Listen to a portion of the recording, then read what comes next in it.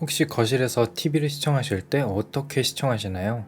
대부분의 가정집에서는 TV 맞은편에 소파가 설치되어 있어 원래의 용도라면 소파에서 TV를 시청하는 것이 맞겠지만 우리나라 사람들은 소파에 앉아 잘 시청하지 않죠. 특히 겨울이라면 보일러를 켜고 따뜻한 바닥에 앉아 담요를 덮고 TV를 시청합니다. 우리가 너무나도 당연하게 바닥에 앉아 생활하는 이 모습은 다른 외국에선 쉽게 볼 수 없는 모습이라는 것을 알고 계셨나요? 또 우리가 호텔에 놀러가 침대에 눕기 전 옆으로 채워버리는 이 정체불명의 천. 이 천의 이름은 베드스카프로 실내에서 신발을 벗고 생활하는 우리와 달리 서양에서는 신발을 신고 집에 들어와 침대 위에 신발을 올려두는 것으로 우리에겐 생소한 물품이죠. 이러한 차이는 서서 생활하는 입식 문화와 앉아서 생활하는 좌식 문화의 차이점 때문에 발생하며 그 차이를 만든 주된 요인은 사용하는 난방 방식에 의해 결정이 되었습니다. 실제로 서양인이더라도 벽난로가 아닌 온돌식 바닥 난방을 채택한 가정에서는 좌식 문화로 바뀌어가고 있다고 하는데요. 특히 온돌 문화는 동양과 서양의 난방 방식 차이가 아닌 오직 우리나라에서만 발전해온 한국의 전통 난방 방식으로서 현대 건축의 창시자 중 한 명으로 뽑히는 미국의 건축자 프랭크 로이드 라이트가 개발한 온수 순환식 바닥 난방 또한 한국의 온돌에서 영감을 얻어 만들어졌다고 합니다. 우리나라 거의 모든 가정집의 난방 방식은 앞서 개발된 온수 순환식 바닥 난방을 사용하고 있는데 온돌 속을 지나가던 뜨거운 열기가 물로 박힌 것을 제외하면 우리의 선조들과 동일한 방식으로 난방을 하고 있다고 볼 수 있습니다.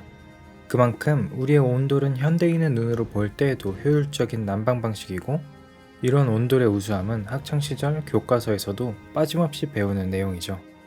오늘 시간에는 우리가 교과서로 배웠던 온돌의 우수성을 조금 더 전문적인 시각인 연력학과 열전달의 관점에서 서양의 벽난로와 비교해 보겠습니다. 연력학 제1법칙, 고립계의 에너지의 총합은 일정하다. 에너지 보존의 법칙을 나타내는 말입니다. 에너지 보존의 법칙이란 외부와 단절된 고립된 공간에서 만들어지고 소모되는 모든 에너지는 생겨나거나 소멸하지 않고 그 총합은 일정하다는 것을 말하는데 벽난로와 온돌 모두 나무와 같은 땔감을 통해 열을 공급받습니다. 따라서 앞선 연력학 제1법칙에 따르면 같은 양의 나무를 태워 동일한 양의 열을 얻어내었을 텐데 같은 열을 가지고 온돌은 우수한 난방장치로 그리고 벽난로는 최악의 난방장치로 분류가 되는 이유는 무엇일까요? 이는 열이 전달되는 방식을 살펴보면 그 이유를 알 수 있습니다.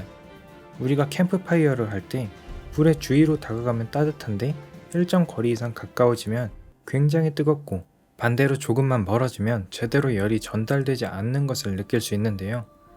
영화나 드라마의 벽난로나 캠핑장에서 불을 쬐는 우리의 모습은 중앙의 열원을 기준으로 동그랗게 둘러쌌는데 이는 열의 전달 방식 중 하나인 복사에 의한 열 전달입니다. 복사는 열이 전자기파 형태로 직접 열을 쏘아보내는 것을 뜻하며 지구가 태양으로부터 열을 얻는 방식 또한 복사의 형태입니다. 이런 열 복사는 거리의 제곱에 반비례하여 강도가 줄어들기 때문에 인간이 따뜻함을 느낄 수 있는 특정 거리 외에서는 과도하게 뜨겁거나 추운 현상이 나타나는 거죠.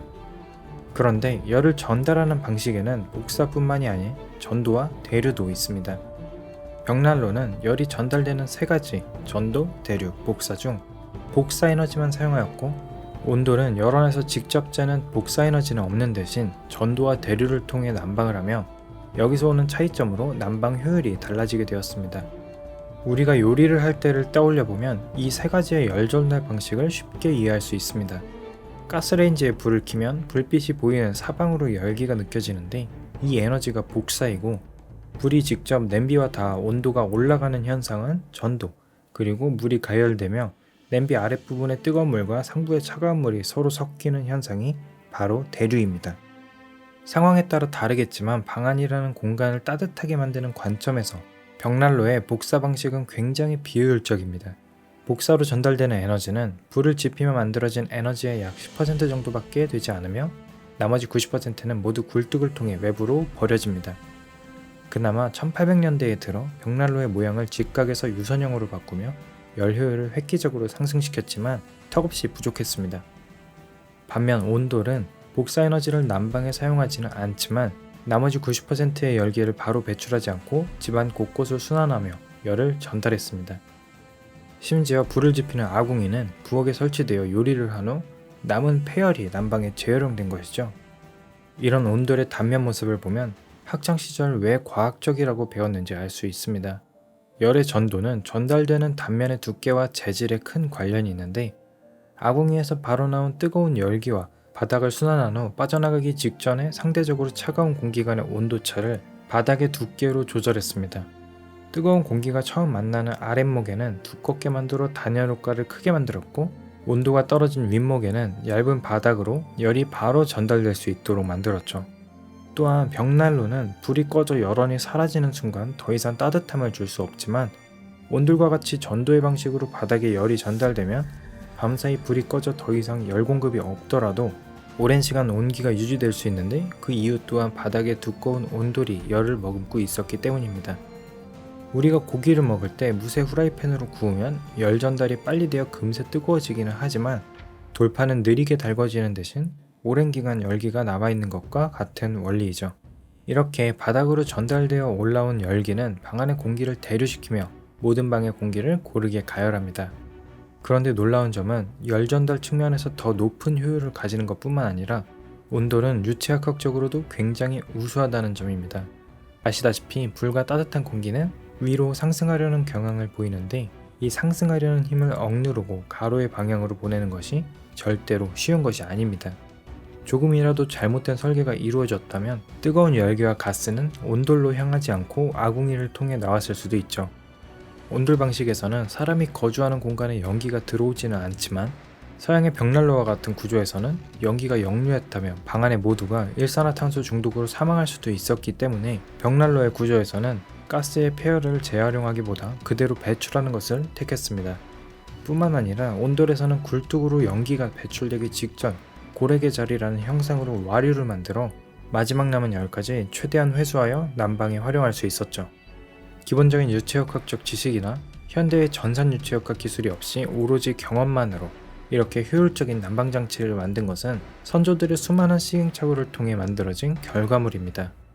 우리가 배우는 역사책에 뛰어났던 기술들만 기록이 되어 배우는 것인지는 모르겠지만, 우리나라의 과학기술도 상당히 발전했었고 현대의 기준에서도 절대 뒤처지지 않는 것을 확인할 수 있는데, 그런 기술을 상용화하지 못하고 시간이 흘러버린 경우가 굉장히 많은 것 같습니다.